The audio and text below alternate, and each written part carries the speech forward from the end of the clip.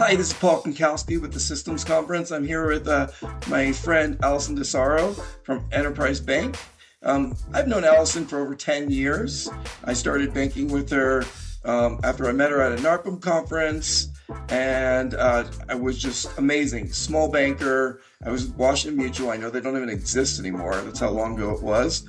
And she looked at my trust accounting and was like, oh my gosh, your accounting is all wrong. And I was like, what do you mean? She's like, it's not legally compliant. And I'm in California, but it doesn't matter where you are. You need to have legal compliant banking.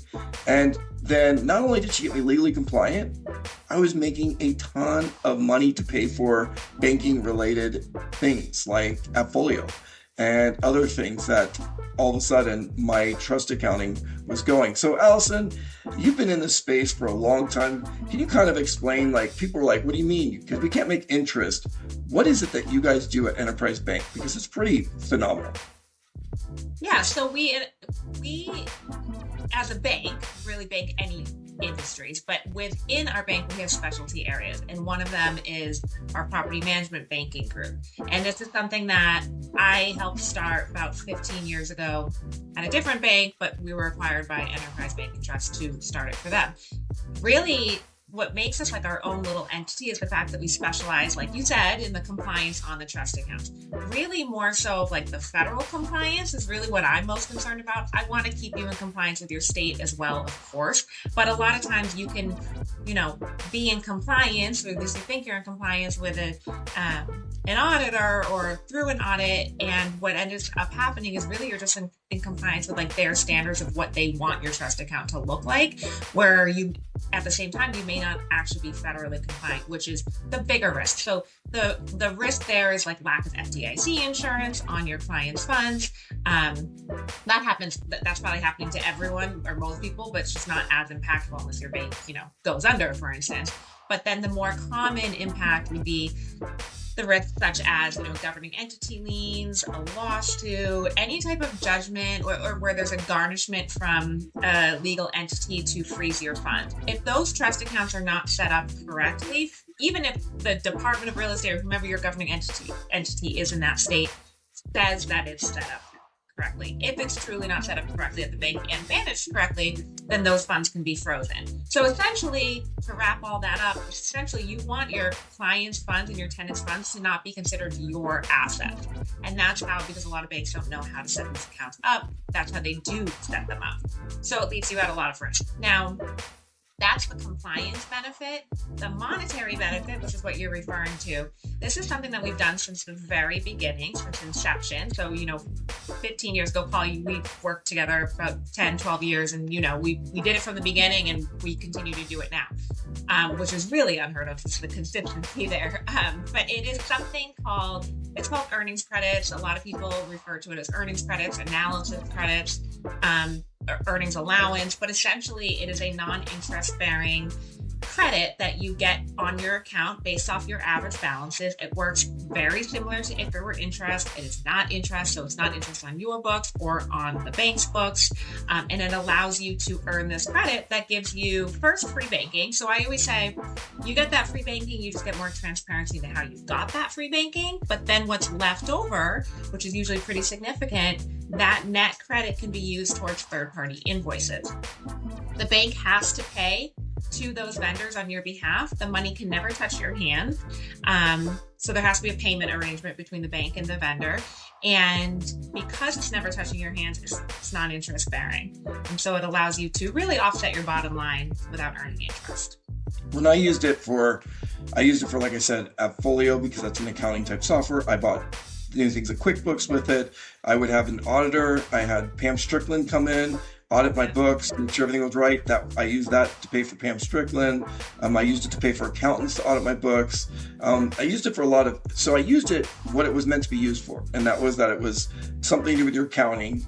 But it was great because I'd be like, oh, I have an extra, $3,000. Let me see what I'm going to do, get this person in December and make them look at all my books and make sure nothing's wrong. And so it's a great thing that you add for it. And I was with you when you were at the old bank name. That's how long we've been together. And I remember that they called mine Trust Accounting Client, but they just put that in the title. That's all they did. It was a regular bank account that they labeled.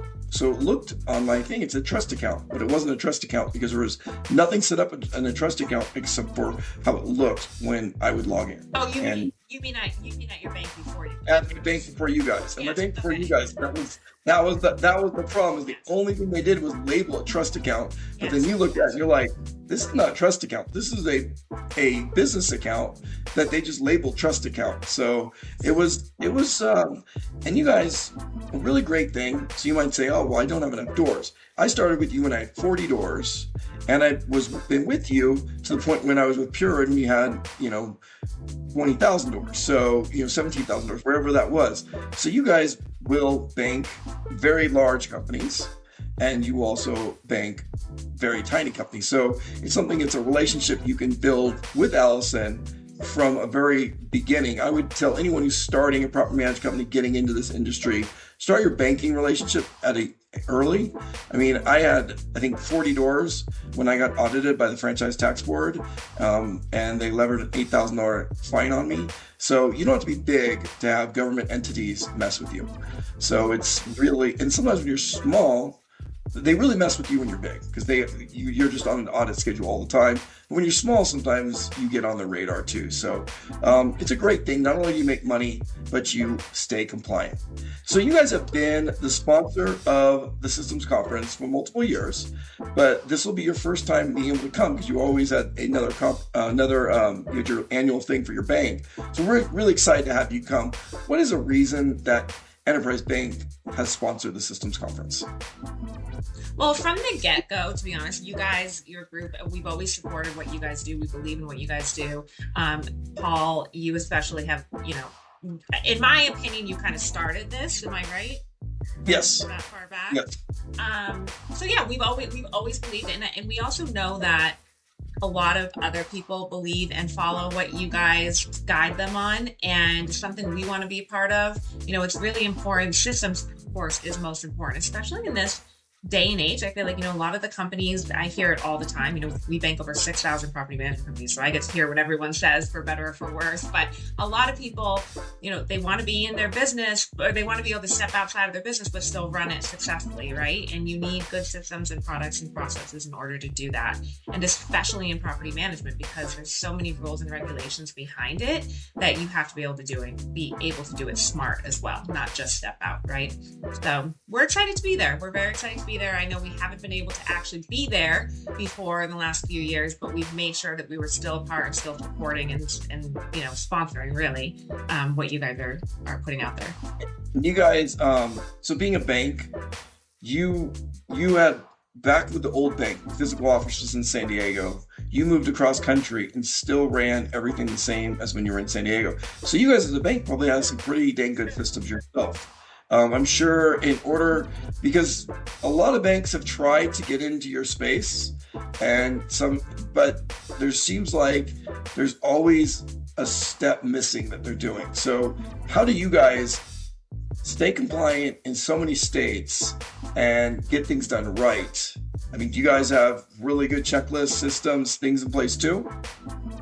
Yeah, I think really the key behind it all is that we really treat our property management division as essentially its own entity within the bank. Meaning, like, anybody who's in our group doesn't do anything else outside of that, right? So we are, like, I'm sure you've heard me say it before, we are first and foremost property management bankers before we're even banker.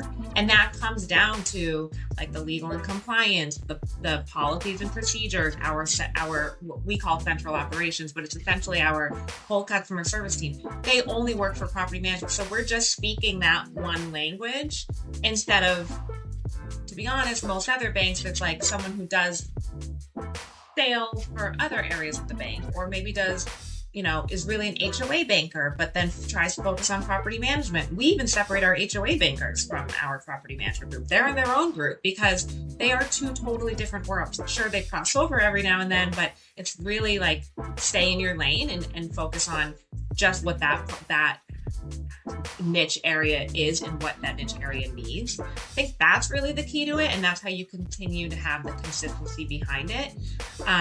We certainly have great team. Our entire bank is essentially based on reports, right? Like the daily reports, you have to be able to get your reporting down, and that really helps when it comes to like projections as well, which is what we need, as well as FDIC reports, pass-through insurance. There's a lot of back end items that we have to do. It is mostly reporting though. There's not like one specific product that we use. It is just a lot of report. Well, you go to these conferences, you're kind of like a star, because most bankers go to a conference and people don't run up to them and be like, Allison, how's it going? And give you a hug. But you go to a conference and it's like one after another person. It's hard for you to get through from the door somewhere else because you've been part of this industry for so long. I would say that, I have a great relationship with my personal banker in Temecula, but you have a great relationship with property managers all across the United States. How did you do that? Like, what created those relationships? Because those don't just come because someone's making $1,000, $2,000, $3,000 a month, and more they can use towards accounting. What you seem like you really worked on those. Well, again, not to sound like a broken record, but I think it really just comes back to the consistency, just staying consistently in it. I try to treat, and I'm sure you've probably seen this over the years, but I try to treat our division and our clients and my relationships. I've also gained a lot of personal relationships with a lot of these people too, but I try to treat it as more of like a consultative approach to banking. Again, it's more like, I'm your property management banker first. So like I am more involved in that industry with the vendors, with the consultants, with the auditors, right? And so we can have conversations beyond just the banking part of it. I think that that's helpful. And again, just consistency, just showing up and listening and being there. I think it's 15 years of being in the same spot, same role. Yeah. You haven't changed for 15 years. 15 years ago, you were bringing on new clients, and you're still at the events bringing on new clients. People don't, yes, they say Enterprise Bank, but people say, oh, you got to talk to Allison. You got to talk to Allison. So, that is pretty special.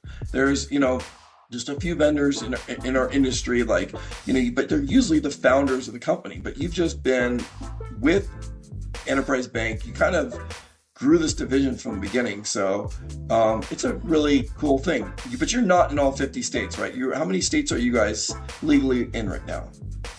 Okay, so it's kind of a trick question because legally we are in all 50 states. The bank is. But again, because I only bank property management companies, my division is tied to certain states because of, some states have brick and mortar trust account rules, meaning like a great example is like Oregon.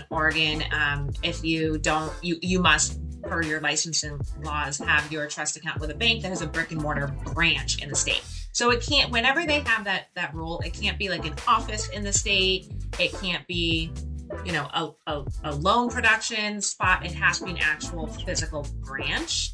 And sure, we have those in some states that it is required, but in other states it's not required. But you have in Nevada, I know. Yeah, in Nevada, exactly. Yeah. I've been to that office. Yeah, Nevada has it, California has it, Arizona, Florida, right? And so like we're in those states, so that's fine. But then there are some like Oregon or Utah, which we're not in. So again, it's not our rule. We are in Florida, yeah. Oh wow. We're not. I said we're not. We're not in Oregon and Utah. Those are just a couple examples. But so we're in. I don't know the number off the top of my head. I want to say it's like maybe 28 or so states that we can bank in. And again, it's not the bank. So like really, the bank can bank there. It's really on the client. The legislation laws, the extra laws. Like I'm sure Idaho probably, since you don't have to be a proper manager advantage, I'm sure anyone can be in Idaho, but yeah, I understand there's some, I know that was the big thing. Nevada, I'm the broker of Nevada now for Pure, and I remember that was a big thing, probably like 7-8 years ago that you put an office in Nevada. It was pre-COVID, and then I didn't know about Florida. Florida must have been more recently in the last 5 years. Florida, no, just in the last year. Last February. Yeah, so almost a year, not even a whole year yet. I know that there's the biggest complaint. The only complaint I get is I can't wait till Allison puts an office in our state because our state has these ridiculous laws. So, Yeah. but no matter what. Every year we have more growth than we did the year before. So it's just about bank. And like even that, right? Like a lot of bankers don't even know that they can't bank in certain states. So it's more of like a consultative approach. Like I could say, yeah, we can bank in that state, but really I have to be able to consult with the client and say like, we can, but you may not be able to. Well, if you're in a state, call Allison, and even if she's not in that state, tell her how many doors you have so that they do listen. I mean, Nevada, we had a big group of people in Nevada wanting you to go there, and eventually you opened the door. And I know Florida was a huge one. Florida was you had so many property managers that were like, we want to bank with you guys. So, and then Arizona was probably in the last 8 to 10 years too, correct? Or does Arizona not need it? No, you do, but yeah, we've been there. I don't even know. Sorry. That's been a little.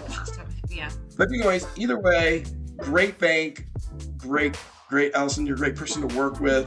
It's really, the thing is that even if you're not in a state that she's in, come talk to her at the conference and she'll talk to you about this type of banking. She can probably give you suggestions on what you should look for in the company you're using, in the bank you're using. But it is a very tricky thing. Mine was done wrong until I met her. And everything, like my banker told me it was done right. Everything said it was done right.